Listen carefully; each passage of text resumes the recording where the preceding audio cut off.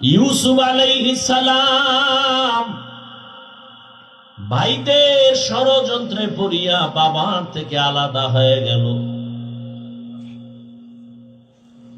সবাই বাবারে খেলার নাম বইলা ইউসুফ নবীরে নিয়ে গেল। বাবায় ছাড়তে চায় না, কিন্তু কলে কৌশলে আটকাইয়া যখন নিয়ে যায়, ইয়াকুব নবী চোখের পানি ছেড়ে কান্না করে।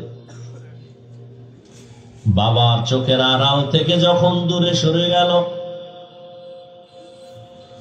10টা ভাই ইউসুফের বাবা চোখের সামনে কোলে নিছে। যখনই বাবা চোখ আড়াল হয়ে গেছে, তখন মাটিতে ফালায় কয়বার হাইটা যা কোলে নেওয়া হবে না। নিতে নিতে জঙ্গলের ভেতরে এক ভাই মারে, আর এক ভাইরে কয়বার তুই মা। ওই ভাইদের মধ্যে যিনি বড়, তার নাম ইহুদা। বড় ভাই কয়, ওরে মারিস না, ও ছোট মানুষ, ওরে মারিস না। ইউসুফ বড় ভাইয়ের দিয়ে তাকায় আর কাঁদে। ওরা মারে আর কয়, তোরে এখন মারতেছি, তোর কোন বাবায় ফিরাবে? যখন বড় ভাই বাধা হয়ে দাঁড়ায় গেল, অন্য ভাইরা কয়, তোমারও মারু। ভাই চুপ হয়ে গেছে। কূপের কিনারায় নিয়ে জামা খুলিয়া যখন ইউসুফের রশি দিয়ে বাঁধে ভিতরে ফালাবে কূপের মধ্যে, ইউসুফ নবীরে যখন ফালায় অন্ধকার ময়লা পানির ভেতরে, আমার আল্লাহ বরদাস্ত করতে না পেরে বলে, জিবরাইল যাও, আমার ইউসুফের বস্ত্র যেন না খুলে জান্নাতি একটা জামা নিয়ে পরায়া দাও, আর নিচে পাথর দেও, ময়লা পানি যেন ইউসুফের গায়ে স্পর্শ না করে। ইউসুফ পাথরের উপরে দাঁড়ায় যাবে। ওরা রশি দিয়ে বেঁধে যখন ভেতরে ছাড়ছে, কিছু দূর যাওয়ার পরে উপর দিয়ে রশি কেটে দিয়েছে। ধাম কইরা পইরা পাথরের উপরে ইউসুফ দাঁড়ানো, জান্নাতি জামা পরা, আর আলো তো লাগবে না। ইউসুফ নবীর চেহারায় পুরো অন্ধকার, খুব আলো হয়ে গেছে। শুনিদা কায় বুয়াদ মানন্দ দিদা, তোরা দিদা ও ইউসুফ শুনিদা। সবাই চলে গেল। কৃত্রিম রক্ত লাগায় বাবারে ধোকা দিছে, আপনারা জানেন। বাবাই তো বুঝে ফেলছে, আল্লাহ স্বপ্ন যোগে আগেই জানায় দিছে এই ষড়যন্ত্র চলে। বাবাই বলে না 10 ভাইয়ের কারণে ষড়যন্ত্র। সবাই আনন্দে আছে। ইউসুফের তো বাগে খেয়ে ফেলছে, কিন্তু ফাঁকে ফাঁকে ফাঁকে ফাঁকে 9 ভাই আর খবর নেয় না। বড় ভাই ফাঁকে ফাঁকে যায়, খবর নেয়।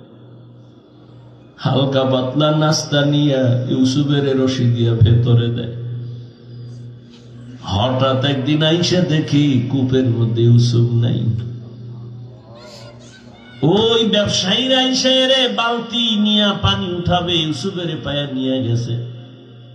কাফেলার মধ্যে নিছে। বড় ভাই পাগলের মতো হয়ে গেল, কই আমার ইউসুফ গেল? অন্য ভাইদের ডাক দিছে, আয় তাড়াতাড়ি, ইউসুফ তো কূপে নাই। মায়া বুঝানোর জন্য ওদের বলছে, কিন্তু ওরা যে ষড়যন্ত্র করবে তাও তো জানছে। বড় ভাইয়ের অন্তরে মায়াই নাজিল করছেন সূরা ইউসুফ, চলে যাও, যাইয়া তোমরা ওই মিশর থেকে কিছু পুরান টাকা এনে নিয়ে যাও। খানা আনতে যায় মিশরে। আল্লাহর কি কুদরত! ইউসুফ নবী সিংহাসনে আছেন, দায়িত্বশীলরা খানা দেয় লাইনে দাঁড় করায়া। শাহী গেট দিয়ে যখন আওলাদে ইয়াকুব যখন 10 ভাই ঢুকছে, ওরা ঢুইকাই খানার লাইনে দাঁড়াইছে, কিন্তু কেউ জানে না কারা। ইউসুফ দেখেই চিনে ফেলছে, আমার সেই 10 ভাই। ইউসুফ নবী গোপন রাখছে, পরিচয় দেয় না। এদের দায়িকা পরিচয়হীন ভাবে নিজেকে পরিচয় গোপন রাখা এরপরে পরিচয় নিল আপনারা কোথা থেকে আসছেন, কে নাম থেকে আসছেন, আপনাদের আব্বার নাম কি? বলে আব্বার নাম ইয়াকুব। বলে আপনাদের আব্বা কেমন আছে? বলো ভালো। অনেক ভালো। তবে একটা ভাই আমাকে হারায় গেছে। তাই নাকি? বলে হ্যাঁ। পরে কয় আমার আব্বা জানো ওই ভাইকে হারায়া কানতে কানতে কানতে কানতে অন্ধ হয়ে গেছে। ইউসুফ নবী পারে না, চিল্লায় কান্না করে, কিন্তু কন্ট্রোলে নিয়ে কয় আপনারা কয় ভাই? কয় আমরা 10 ভাই। কার ভাই নেই? কয় এক ভাই তো হারায় গেছে। আর নাই? হ্যাঁ আর একজন আছে, বিনিয়ামিন। কই? সে আব্বার কাছে। দায়িত্বশীলকে গোপনে বলে দিল ইচ্ছা রকম খানা দে, বস্তা বইরে দিবি, আর ও যে টাকা দিছে ওই টাকাও খানার মধ্যে ঢুকাই দিব, ওরা যেন না দেখে। ইউসুফ নবী বিদায় বেলা বলে দিলেন মেহমানদারি করা চলে যান, খানা তো বেশি দিন থাকবে না, শেষ হইলে আবার আসবেন। তবে একটা শর্ত, ওই ছোট ভাই আপনাদের সাথে নিয়ে আসবেন, না হয় খানা দেওয়া হবে না। ইউসুফের আপন ছোট ভাই বিনিয়ামিন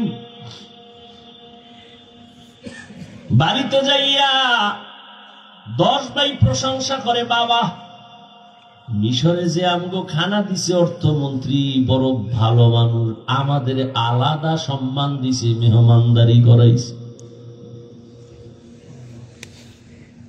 ওরা তো জানে না আমগো ইউসুফ। খানার বস্তা খুলে দেখে টাকা যা দিছিলাম তাও ফেরত, আরো খুশি। এইবার আব্বা জান আমাদের একটা শর্ত দিছে, আবার খানা আনতে যাইতে বলছে, তবে ছোট ভাইরে না নিলে দিবে না। বাবায় বলে একটারে নিয়ে 250, এটারও ছাড়ুন। ইতিহাস বড় করুন। খানা যখন শেষ হয়ে গেল, এবার বিদায় বেলা বাবার সাথে ওয়াদা দিছে এই ভাইরে আর হারাবো না, দাও। এইবার বিনিয়ামিনের নিয়া 11 ভাই মিশরে রওনা। মিশরে যাইয়া আবার ইউসুফ নবীর সাথে মোলাকাত। ইউসুফ নবী বিনিয়ামিনের পাইয়া পারে না, কলিজাটা ফেটে একটা চিৎকার দেয়, কন্ট্রোলে নিয়া বলে আজ আপনারা আমার রাজপ্রাসাদের মেহমান হবে। সবার জন্য একটা একটা রুম বানাইলো, এক এক রুমে 2 জন করে করে ঘুমাবে। রাতের বেলা শিডিউল করে আপনারা 2 ভাই এক রুমে, আবার 2 ভাই এক রুমে, ঘুরতে ঘুরতে 5 ভাই 10 ভাই 5 রুমে ঢুকে গেল। এখন বাকি রয়েছে 1 ভাই বিনিয়ামিন বাকি। আপনারা যদি কিছু মনে না নেন, এক রুমে কি এই ভাই থাকতে পারে আপনাদের? না, কথা আপনারা অনুমতি দিলে এরে আমার সাথে আজকে রাখি, আমার সাথে ঘুমাবে। এরা তো খুশি।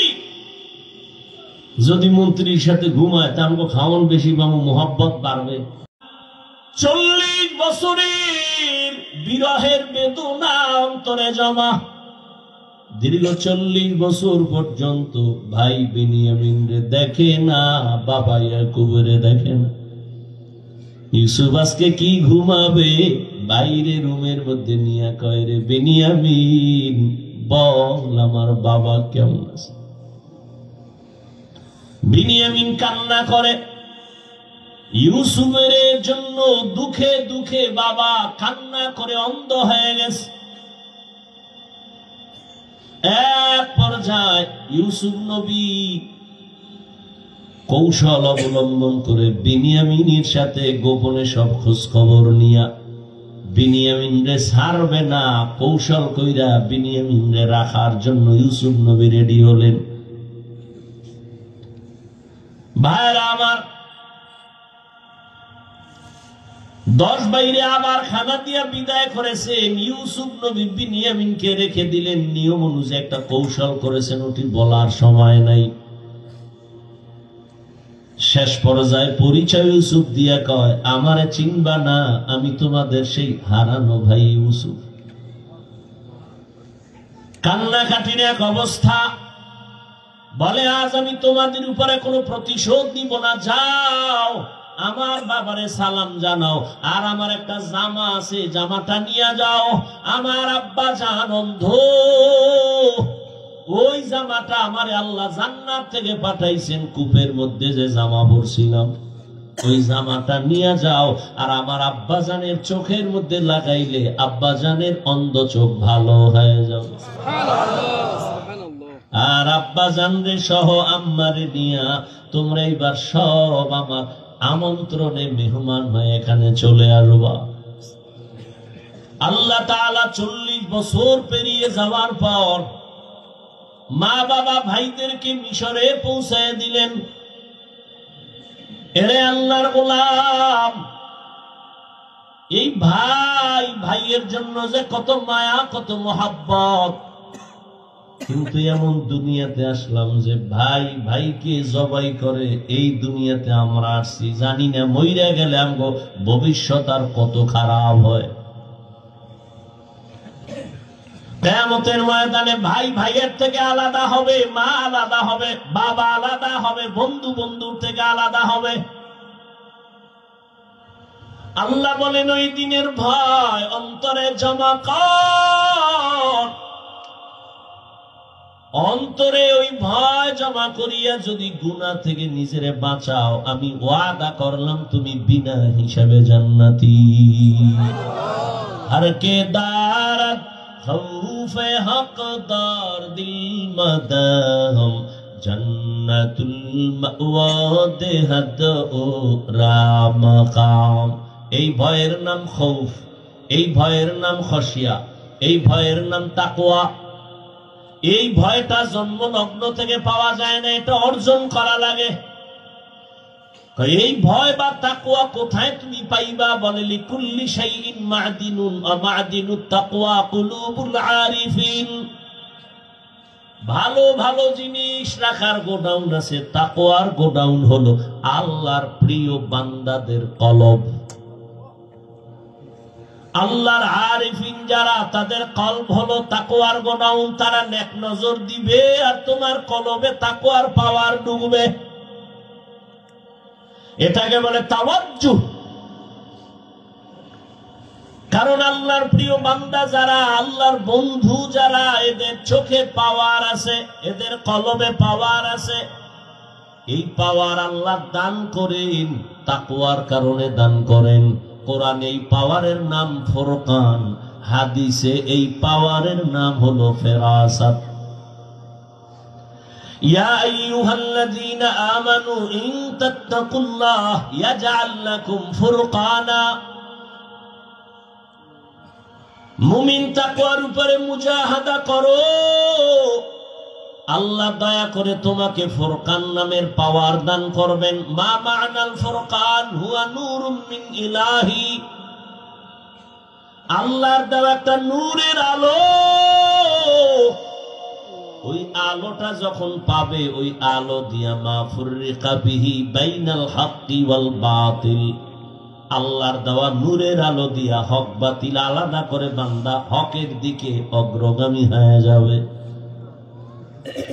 قال رسول الله صلى الله عليه وآله وسلم اتقوا فراسة المؤمن فإنه ينظر بنور الله। আল্লাহর ওলি যারা, আল্লাহর প্রিয় গোলাম যারা, তাদেরকে আল্লাহ ফেরাসাতের পাওয়ার দান করেন। তোমরা সাবধান হে উম্মত, তুমি জীবনে যা দেখবা না, আল্লাহর প্রিয় বান্দা তারা এই ফেরাসাতের পাওয়ার দিয়া অনেক কিছু দেখবেন, আল্লাহর নূরের আলো দিয়া। অতএব তাদের নেক নজর লাগাও তো অন্তরে ভয় চলে আসবে, তাকওয়া চলে আসবে। আর ভয় আসলেই গুনাহ থেকে বাঁচা সহজ হবে। একটা সন্তান মা বাবাকে ভয় করে, তার প্রমাণ মা বাবার সামনে সন্তান অন্যায় করে না। কেন? শাস্তির ভয়। একটা ছাত্র শিক্ষকের ভয় করে, প্রমাণ বলে শিক্ষকের সামনে অন্যায় করে না। কেন? শাস্তির ভয়। ঠিক এই দুনিয়ায় যেই বান্দা আমার আল্লাহকে ভয় করবে, ওই বান্দা গলায় ছুরি লাগাবে, কোনোদিন দাড়ির মধ্যে ছুরি লাগাবে না।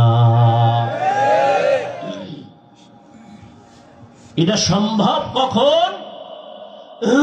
যখন তাকওয়া আসবে, আল্লাহর ভয়। দেখেন এখানে আমরা সবাই মুসলমান। আপনার আল্লাহ আমার আল্লাহ দুই না এক? কোরআন, কাবা, ধর্ম, কালেমা, নবী, হাদিস, দুনিয়াতে আসছে সিস্টেম, কাফন তিনটা, তাও কালার, সব এক। কবরের সাইজ, কবরের প্রশ্ন তিনটা, সব এক। আপনার আল্লাহ আমার আল্লাহ এক, নবী এক, কোরআন এক, কাবা এক, ধর্ম এক, কালেমা এক, কাফন এক, কালার এক, কবরের সাইজও এক, কবরের প্রশ্ন তাও এক। আপনি আল্লাহ চিনেন, নবী চিনেন, কোরআন চিনেন, হাদিস চিনেন, ইসলাম চিনেন, তা আপনাকে বয়ান করব কেন?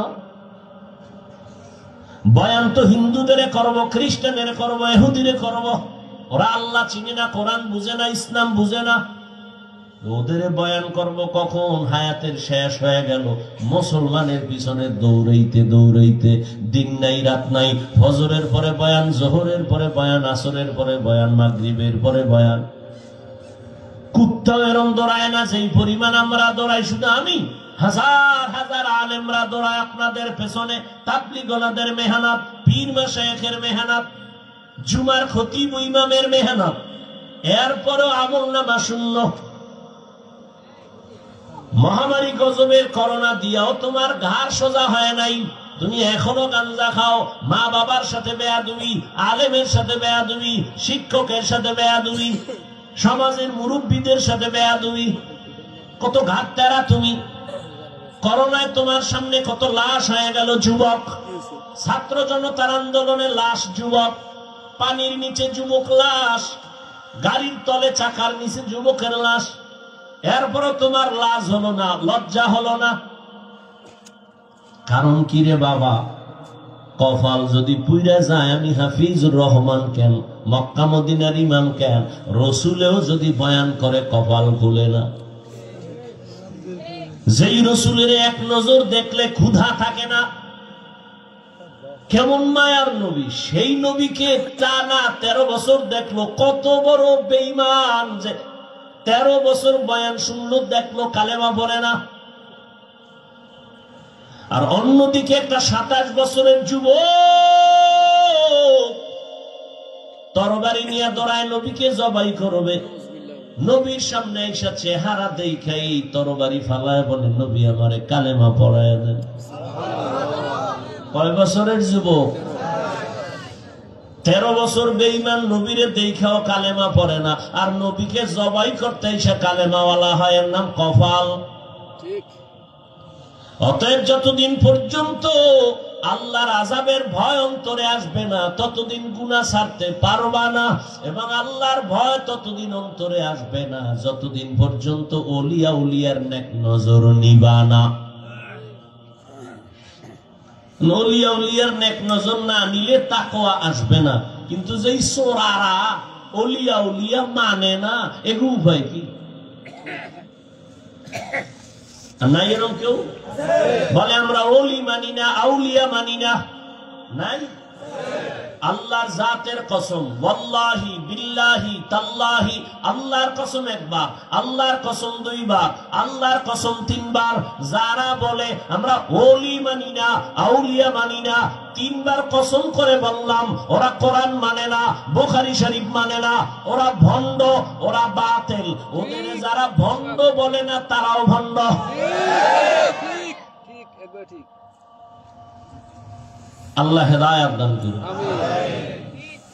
ওয়া আম্মা মান খাফা মাকাম রাব্বিহি ওয়া নাহা আন-নাফসা আনিল হাওয়া ফাইন্নাল জান্নাতা হিয়াল মাওয়া। আল্লাহর আদালতে দাঁড়াইয়া হিসাব দেওয়ার ভয় অন্তরে জমা করো। এই ভয়টা যখন এসে যাবে, তখন স্কুল পড়ুয়া ছেলেও নামাজে দাঁড়ায় যাবে, জেনারেল লাইনের ডাক্তারও দাড়ি রেখে দিবে। এরকম নাই? আমি কি তোমাকে এতক্ষণ যে বয়ান করছি যুবকেরা, আমি কি একবারও বলছি আমার মতো পাস করলি লাগা? আমি বলছি আমি কওমি মাদ্রাসার সন্তান, স্কুলে তালা লাগায় মাদ্রাসায় ঢোক। আমি তাবলীগের লাইনের সন্তান, আমি পীরের মুরিদ। একবারও বলি নাই তাবলীগ না করলে জাহান্নামী, পীরের কাছে না গেলে জাহান্নামী, একবারও বলি নাই। বরং আমি বলবো রে যুবক, স্কুলে পড়ো, কলেজে পড়ো, চাকরি করো, ব্যবসা করো, বাধা নাই। ডাক্তার হও, ইঞ্জিনিয়ার হও, প্রফেসর হও, সাংবাদিক হও, তবে দাবি আমার একটা, বেয়াদব হইও না। মা বাবার দোয়া নাও, শিক্ষকের দোয়া নাও, আলেমের নেক নজর লাগাইয়া ডাক্তার হলে তোমার জীবন সফল। তোমার মতো যুবক জেনারেল লাইনে পড়িয়া 5 বেলার নামাজ পড়ে এমন কি যুবক নাই? তো তোর কপালে কার বরদোয়া লাগছে রে কপাল পোড়া? তুই কেন পারো না রে বাবা? তোমার মতো তো যুবক র‍্যাব, আর্মি, পুলিশ, বিডিআর এর চাকরি করে 5 ওয়াক্ত নামাজ পড়ে নাই। তোমার কপালে কার অভিশাপ লাগছে বলো? তোমার মতো যুবক ওসি, ডিসি, এসপি, এমপি, মন্ত্রী, মেম্বার, চেয়ারম্যান, ব্যবসায়ী, চাকরিজীবী 5 বেলার নামাজ পড়ে, তুমি কেন পারো না? আল্লাহ বিবেক দিছে, জবাব দাও। পশুরে বিবেক দেয় না, তোমারে দিছে। তোমার মতো যুবক রাস্তায় গাড়ি চালায়, নামাজ পড়ে, তুমি কেন পারো না? তোমার মতো যুবক জমিনে কৃষি কাজ করে, নামাজ পড়ে, তুমি কেন পারো না? তোমার মতো যুবক নদীর মধ্যে মাছ ধরে, নামাজ পড়ে, তুমি কেন পারো না? কপাল বুঝি খারাপ? কি বুঝাইতে চাও বাবা? কি আমরা ভুলে আছি? তাও প্রমাণ দিয়ে বলো যে হ্যাঁ হাফিজ ভাই, তোমরা লাইন ছাড়া আমরা ঠিক আছি। যদি কোরআন থেকে একটা দলিল দেখাইতে পারো, আমি এখন দাড়ি কেটে ফেলবো। যদি বলো কোরআনের যা আছে সব ভুল, একটা ভুল বের করে দাও, তোমার লাইনে চলে যাব, প্যান্ট শার্ট টাই লাগায় নাচ গান শুরু করে দিব। আর যদি বলো না হাফিজ ভাই আপনারাই সঠিক পথে আছেন, শয়তানের ধোকায় পড়ে আমরা ভুলে আছি, তাহলে তোমারে গালি না, কিছুই না, বরং বিনয়ের সাথে বলবো দুটো পা তুমি আগায় দাও। আমি পায়ে হাত রেখে বলবো, আর দাড়ি কাটিয়ে আমার নবীরে কষ্ট দিও না। জীবনে তো কম আকাম করো নাই। মানুষ একটা শখ থাকে, নাচ গানে কি মজা, পার্কে কি মজা, মজা তো মিস হয়ে, এবার তওবা করো। ঠিক আছে তো, নামাজ পড়বা না, ঠিক আছে, বহুদিন খুয়াইছো, নামাজ পড়ো না, এখন ফিরো। তোমার কি এখনো শখ মেটে নাই? আরো নামাজ ছাড়বা? আর কোন ধান্দায়, কি পাওয়ার আশায়, কার পিছে ঘুরে নামাজ ছাড়ছো? কিছু টাকার আশায়? কার পিছে ঘুরো? ও তো চান্দাবাজ আর ধান্দাবাজ। যার পিছে ঘুরো ও তো স্বার্থে আঘাত লাগলে দল থেকে নাম কাটবে না, লিখে রাখ, পাল্লা কেটে ফেলবে, লিখে রাখ। ও তো চান্দাবাজ, ও তো ধান্দাবাজ। ওর পিছনে ঘুরে নামাজ ছাড়ছ, ওর পেছনে ঘুরে দাড়ি কেটেছ।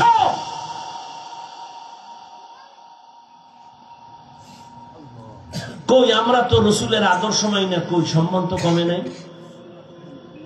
এখনো সব হাহুতাস, একদল কান্দে কি হবে আর একদল কান্দে কি হইল। আমগো তো কান্না কাঁদি না, আমরা আগেও যেমন এখনো তেমন, ভবিষ্যতেও তেমন। চেয়ারম্যানের চেয়ারের মেয়াদ শেষ, এমপির মেয়াদ শেষ, এসপি ডিসির মেয়াদ শেষ, কোরআনওয়ালার চেয়ারের কোনো তো মেয়াদই নাই। শেষ কি? টাকা দিয়া সম্মান কিনলে প্রথম ফুলের মালা, ফাইনালে জুতার মালা। আর আমার আল্লাহর দেওয়া সম্মান যদি নেন, দুনিয়ায়ও বাদশাহ, পরকালেও বাদশাহ। হেদায়েতের মালিক আল্লাহ। কপালের বয়ান করছিলাম, কার কপাল ওমরের মতো, কার কপাল আবু জাহালের মতো জানা নাই। এখনো বলবো বিনয়ের সাথে তওবা করে নাও, মনের এতটুকু বুঝাও রে মান, জীবনে তো কম দাড়ি কাটলি না, জীবনে তো কম নামাজ ছাড়লাম না। আমার মতো তোমার মতো যুবক জেনারেল লাইনে থাইকে যদি নবীর আদর্শ মানে, তুমি কেন পারবা না? এখন থেকে তওবা করো, মরিয়া গেলে আর নামাজ ছাড়বা না, দাড়ি কাটবা না, বেপরদায় চলবা না। মা বাবার দোয়া নিয়া, শিক্ষকের দোয়া নিয়া, উলামায়ে কেরামের পরামর্শ নিয়া নবীজির আদর্শ মেনে চলবো। তওবা করার মতো যদি নিয়ত হয়, মুনাফিকি না থাকে, খাঁটি তওবার নিয়তে দুটো হাত আল্লাহকে দেখায় দাও। আয় আল্লাহ, হাতগুলো কবুল করে নেন, তওবা কবুল করে নেন। তওবার উপরে মজবুত হইয়া উলামায়ে কেরামের পরামর্শ নিয়া, মা বাবার দোয়া, শিক্ষকের দোয়া নিয়া নবীর আদর্শে চলার তৌফিক দান করেন, আমিন। যুবক বাবারা, নামাজ পড়বানি?